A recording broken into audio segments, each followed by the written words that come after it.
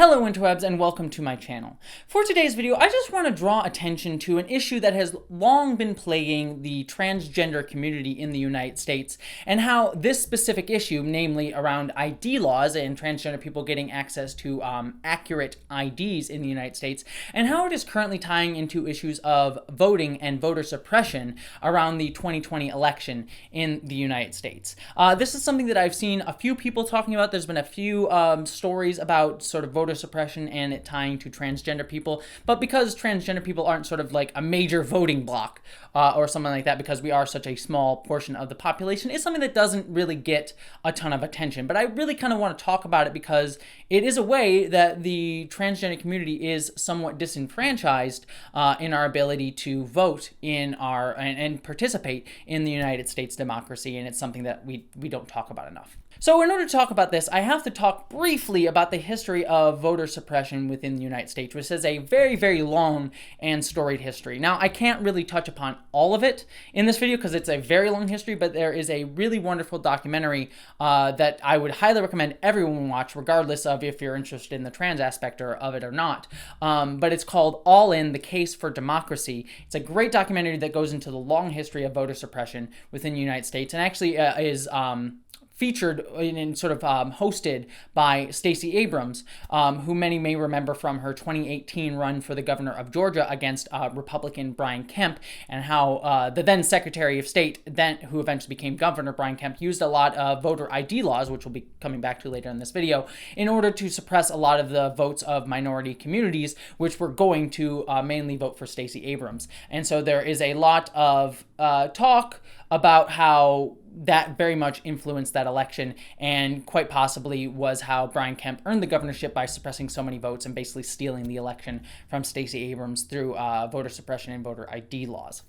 In that documentary, Stacey Abrams makes a brilliant point that while all of these laws, like voter ID laws, may seem to quote-unquote make sense to many Americans because they've been around for so long, this is actually not the norm in most of the world. Many other countries do not have such stringent requirements in order for you to be able to vote. Again, going back to the United States' long history of voter suppression and normalizing voter suppression and unequal access to voting.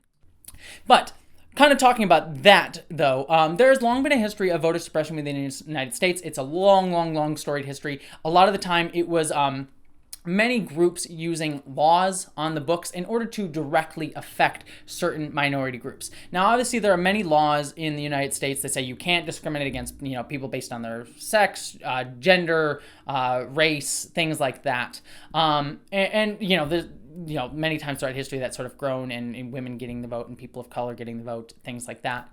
But when there were more voter laws added in order to give women the right to vote or give black people the right to vote, what a lot of people did was use laws in order to disproportionately affect certain communities. Like, for example, literacy tests. Now, obviously, many black people were just coming out of slavery at the time, so many of them were not literate because they did not have access to education, and there was not public education at the time. So many black people were not literate, and so thereby creating a law for a literacy test thereby disproportionately affected black people. Now, you could say, this isn't discriminating against everyone because, it's just a literacy test. It's not aimed at anybody, but obviously, it was aimed to, the goal of that law was to disproportionately affect black people and prevent black people from voting for, at the time it would have been Republicans, because at that time Republicans were the group that were supporting minority groups at the time. That sort of switched in the 1960s in the United States. The point being is there's a long history of laws being put on the books that disproportionately affect people that don't necessarily state we're trying to disenfranchise this specific minority group,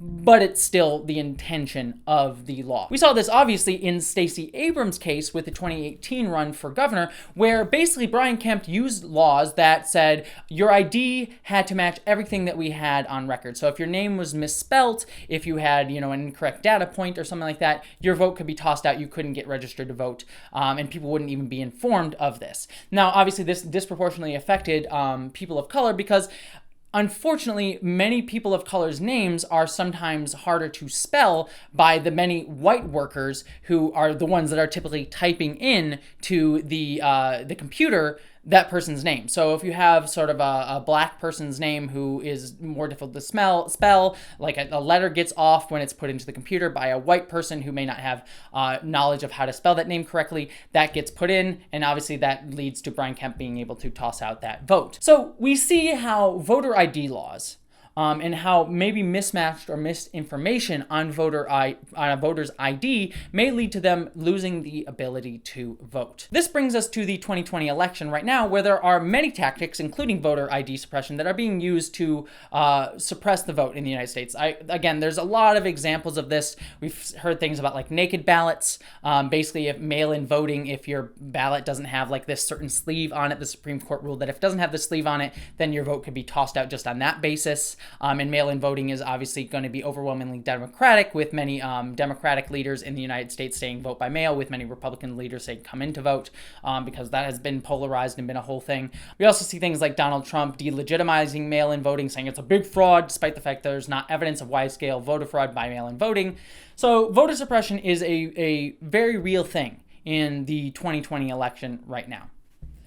Now, put that to the side. So we know voter ID laws and voter suppression are tied together here in the United States. Now let's talk a little bit about trans people. There is an issue that many trans people face, especially in the United States, and it depends from state to state, but trans people being able to get access to accurate and up-to-date IDs. There are many different laws on the books, varying state by state, which determine whether or not a trans person is able to change their gender marker or even their name on their IDs, like their driver's license, things like that, the things that they use in order to sign up, in order to vote.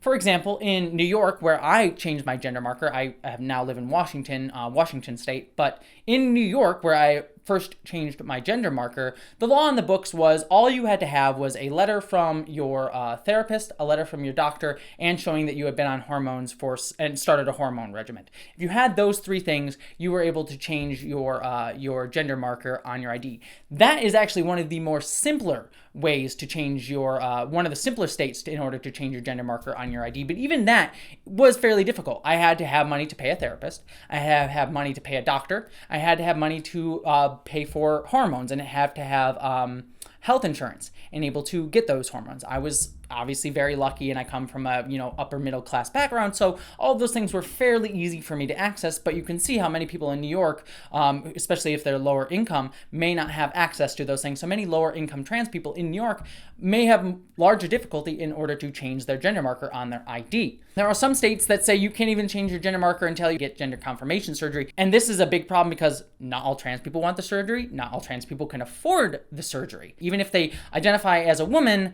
but don't want to get the surgery, then they can't change their IDs, but they may look fully like a woman. This brings us back to the voter ID laws, because for many trans people who have started transition but have been unable to change their gender marker or even the name, if they go by a different name and maybe have used different names on different forms, like they wanted to change the name from, in my case, my name is Jesse, but originally used to be James. Maybe there's a mismatch of information, again, going to that mismatch of information on IDs and in the back end of voter systems. If there's any mismatch on someone's ID when they go in to vote, they might be prevented from voting.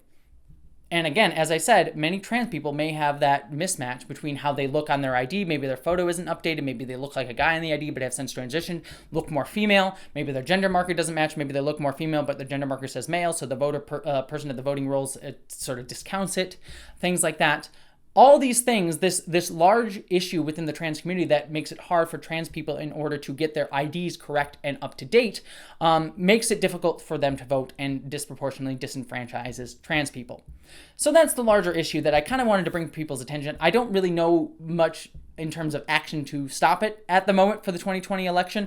I guess the point that I would make in terms of a plan of action is if you are a trans person, please make sure to double check that your ID is up to date, or if you can get it up to date, or try to go somewhere that is trans affirming in order to vote. Just make sure that your voter, that when you register to vote, if you still have time in order to register to vote by the time this video goes up, that you are checking to make sure that it is accurate and up to date, things like that. It would also be remiss of me if I didn't mention how IDs and not getting access to accurate and updated IDs for trans people can cause greater harm to the trans community just beyond our votes getting suppressed. As I've talked about in other videos, transgender people, and specifically transgender people of color, but transgender people as a whole, are some of the most targeted groups for harassment and hate crimes. Again, transgender women of color are some of the most at risk for being murdered group in the United States. Unfortunately, though, when trans people go to the police in order to get help, in order to try and get protection, in order to stop themselves from being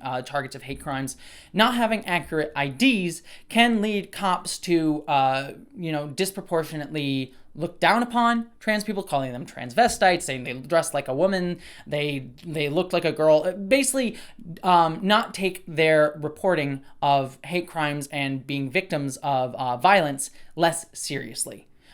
So not having accurate ID laws very, very much disproportionately affects that. There's actually studies on the books that show, I believe, 32% of transgender people have faced harassment for not having accurate IDs. I'll link there's a Vox video that goes into this in greater detail that has those specific numbers and studies in that video. So I'll link that down below in case you are more interested in that. But I also would be remiss if I didn't mention that. But I really want to focus here because it is in the news right now about how not having equal access to accurate IDs for trans people greatly leads to a suppression of the trans community's right to vote in the United States, tying into the very long history of voter suppression within the United States. All right, that's basically all I wanted to say. I kind of wanted to draw attention to this issue because it's something that not a lot of people are talking about because, again, the trans community is not exactly a huge voting bloc within the United States, but I do think it's important to draw attention to it. So thank you so much for watching this video. I hope I was able to inform you of an issue that you may not have been aware of, and I hope that you, as always, live long and prosper. A huge thank you to my amazing patrons who make this channel happen, and an extra special thank you to Miranda Janelle, Ashley Allen Bokikio, Eli Berg-Moss, Ashlyn Solstice, Christina Dalliance, Greg Gillum, Stephen Kleinard, Boyd and Mary Beth Earl, Wellington Marcus, Wayne Twitchell, Buttoneer, Ish the Mad, Munir Amlani, John Steele, Gavin Robinson, William Stewart, Michael Beam, Spock TOS, BBD, Nathan Olson, The Sir Spence, Zach Cody, Bree Beecher, Maeve, Chloe Dollar, Subraxis, Wen Dizzle Bizzle, Tanya Trummer, Gretchen Badger, Dante St. James, Polly Mina, Piston Twisted Garage, Mark the Edge, and Din. I could not do this without all of you, so thank you so much, especially this month.